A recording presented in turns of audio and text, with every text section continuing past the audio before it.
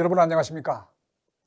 교육부 본부요원 사무관 승진 심사를 위한 기획보고서 작성 과정을 기획보고서를 평가 현장에서 받았을 때 접근, 분석, 문제점 범주화, 그리고 작성 과정, 작성 사례를 중심으로 탐색해 보고자 합니다. 주제는 미등록 이주아동 사회적 기본권 보장 방안입니다.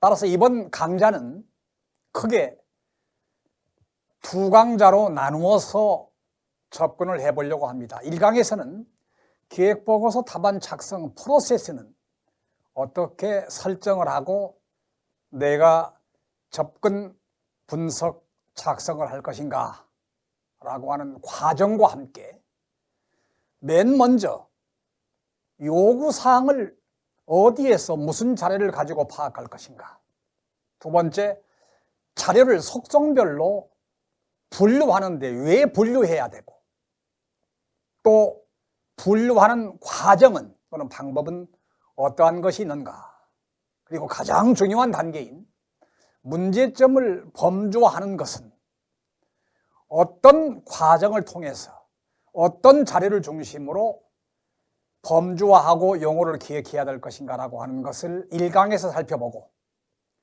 2강에서는 과연 내가 문제점을 범주화하고 문제점에 대한 용어를 기획한 뒤에 이 문제점을, 이 자료를 보고 어떻게 정책 대안을 마련하는, 즉 감당 확인을 어떻게 해야 될 것인가. 왜냐하면 기획보고서라고 하는 것은 문제를 주고 해결 방안을 찾으라는 것이 아니라 상황만 주고 귀하가 문제점도 도출하고 그 문제를 해결하기 위한 정책 대안을 마련하라는 요구를 담고 있는 것이 기획보고서이기 때문입니다. 다음은 내가 과연 이 문제를 중심으로 정책 대안을 마련했을 때 과연 올바른 방향으로 가고 있는가, 즉 타당성을 검증해보는 단계입니다. 그리고 난 뒤에 보고서 답안을 작성해야 된다.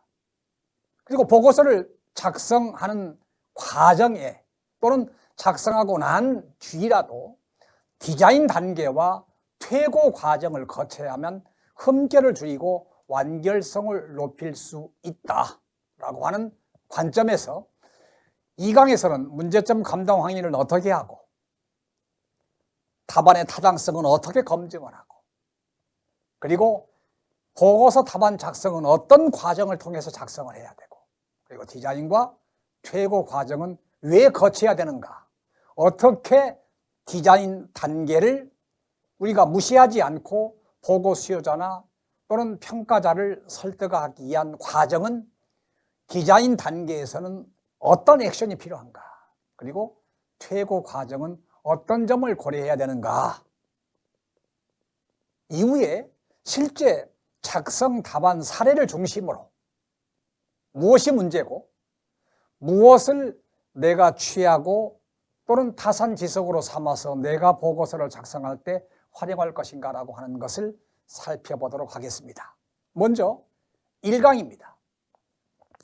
1강은 방금 1, 2강에 대한 총론에서 말씀드렸듯이 기획보고서 답안 작성 프로세스는, 그리고 요구사항 파악과 자료 속성별 분류는, 그리고 문제점을 범주화하는 단계는 어떻게 접근하고 진행해야 될 것인가,